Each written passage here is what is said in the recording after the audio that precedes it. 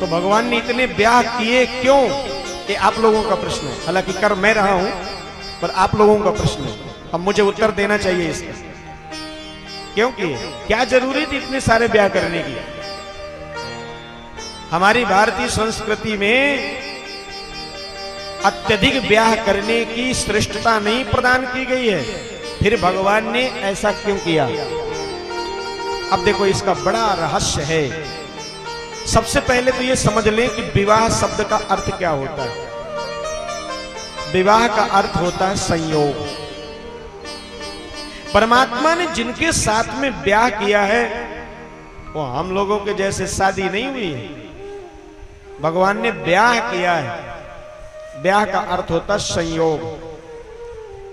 सज्जनों, जीव जब विशुद्ध हो जाता है, उसके अंदर की वासनाएं समाप्त हो जाती हैं। जैसे मैं कल निवेदन कर रहा था, गोपियों ने भगवान से क्या कहा था? मैवम विभोर हति भवान गदितुम न संसम संत्यज्य सर्व विषयास तब पाद मूलम। हे गोविंद, हम आपके पास में आई हैं आपसे मिलने के लिए। अब मिलने का अर्थ आप क्या लगाओगे? मिलने के लिए आई हैं, आप हमसे मिलिए। तो भगवान तो खड़े थे सामने, मिलन तो हो गया। अब मिलन का अर्थ क्या? गोपियां क्या चाहती हैं, क्या मिलना चाहती हैं? तो गोपियां कहती संत्यज्य सर्व विषयास तब पाद मूलम। इस शब्द पर ध्यान देंगे थोड़ा सा। कई बार हमारी संस्कृति पर ना जाने कितने कितने लोग आरोप लगाते हैं और हम लोग सुन करके बहरे बन के चल देते हैं, उत्तर नहीं दे पाते। गोपियां क्या कहती? संत्यज्य सर्व विषयास तब पाद मूलम। गोविंद, हमने अपने जीवन में सारे विषयों को तिलांजलि दे दी है। अब हमारे अंदर कोई विषय वासना नहीं है। काम, क्रोध, लोभ, मोह, मद और मात्सर्य, ये किसी तरह की वासना अब हमारे पास में नहीं है। अब सोचो जरा, जिसके पास में किसी भी प्रकार की विषय वासना जैसी चीज ना हो और वो गोपी भगवान से कहे कि हम मिलना चाहते हैं, तो उस मिलन को हम क्या कहेंगे? हम उस मिलन को अध्यात्म में यही कहते हैं कि शुद्ध जीव तड़प रहा है, हे हरि कब मिलोगे, दर्शन बिन दुखन लागे नैन, जो मीरा का भाव है। हे हरि, अब हम आपसे मिलना चाहते हैं। मछली जल के बिना नहीं रह सकती है, मणि के बिना फण नहीं रह सकता है। जैसे महाराज दशरथ जी राम के बिना नहीं रह पा रहे हैं, ऐसे गोपियां कह रही अब हम आपसे मिलना चाह रहे हैं, हमें आप अपने में समाहित कर लीजिए। ऐसे ही ये जो विशुद्ध जीव हैं, उनके साथ में भगवान ने विवाह किया। विवाह यानी संयोग किया, उनसे एक हो गए। अब भगवान में और जो उन्हें पत्नी के रूप में प्राप्त है, उनमें कोई भी भेद नहीं रह गया है। अब चाहे उसे तरंग कह दो या तरंग से उत्पन्न होने वाले फुहारे जल कह दो, जल और तरंग में कोई भेद नहीं। जैसे श्री सीताराम जी में कोई भेद नहीं, राधे श्याम में कोई भेद नहीं, भवानी और शिव में कोई भेद नहीं। वागर्था विविशम प्रक्तौ वागर्था प्रतिपत्तये, महाकवि कालिदास की सूक्ति है। वागर्था विविशम प्रक्तौ वागर्था प्रतिपत्तये, जगतः पितरौ वंदे पार्वती परमेश्वरौ। इसी का अनुवाद गोस्वामी जी ने मानस में किया है। गिरा अर्थ जल बीच सम कही अत भिन्न न भिन्न, बंदौ सीता राम पद जिनहि परम प्रिय खिन्न। तो भैया, ये जो विशुद्ध जीव है, उस जीव का जब परमात्मा से संयोग होता है, मिलन होता है, उसी का नाम है विवाह।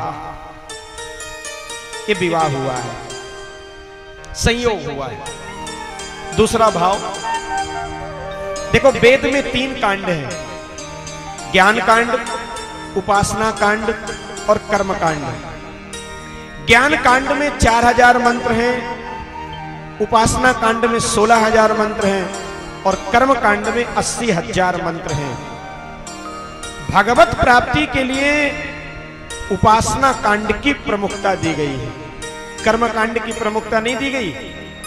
आप कितना कर्म कर रहे हैं, आपके उन कर्मों को लेना देना भक्ति से कुछ नहीं। कर्म का फल अवश्य भोगना पड़ता है, याद रखना, अर्थ का अनर्थ मत लगा लेना। किंतु भक्ति पक्ष में कई ऐसे हैं जिनके जीवन में न जाने कितने बड़े से बड़े पाप हुए हैं, पर एक बार हरि की ये उपासना उन्होंने कर ली, राम कृष्ण को उन्होंने जप लिया, तो उसके पीछे कितने पाप हैं, कितने दोष हैं, ठाकुर जी सब क्षमा करके उसे अपना लेते हैं, हृदय से लगा लेते हैं। तो ये जो उपासना कांड है, इस उपासना कांड में 16,000 मंत्र हैं। कितने हैं? 16,000 मंत्र। और उपनिषद कितने हैं भक्ति पक्ष के? 100। और प्रकृति कितनी है? 8। तो 16,000, 100 और 8, इनको जोड़ दो तो कितना हो गए? 16,108। बस यही 16,108 वेद के उपनिषद के जो मंत्र हैं और प्रकृति 8, यही सब मिल करके ही भगवान की आराधना किए। तो ये मूर्तिमंत हो गए स्त्री रूप में जगत को देखने के लिए। वस्तुतः ये सब जीव ही हैं, सब जीव ही हैं। देखो केवल 2 ही हैं, एक जीव है और एक परमात्मा।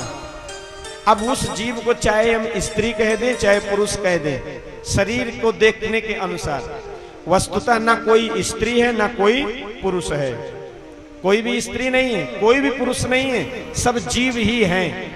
ये ऊपर का पर्दा है। अब जैसे एक भाई जी की इच्छा हुई कि आज हमें पैंट शर्ट पहनना, उसने पैंट शर्ट पहन लिया, तो हमने उसका नाम दे दिया कि भैया पैंट शर्ट में। फिर उसकी इच्छा नहीं, आज हम साड़ी पहन लेते हैं, तो साड़ी हो गई। तो ऊपर से चाहे वो साड़ी वाला हो जाए चाहे पैंट शर्ट वाला, अंदर से क्या है? अंदर से वो मनुष्य है। ऐसे ही ये जो मानव की वर्दी है अथवा पशु पक्षी की वर्दी है, चींटे पतंग आदि की वर्दी, ये सब वर्दी है, अंदर से सब जीव ही हैं। केवल एक ही संज्ञा है जीव की, और जब जीव विशुद्ध होता है तो परमात्मा को प्राप्त हो जाता है। अब उसके नाम चाहे हम विवाह दे दें, चाहे संयोग दे दें, चाहे मिलन दे दें। इस प्रकार से भगवान के ये 16,108 ब्याह हुए।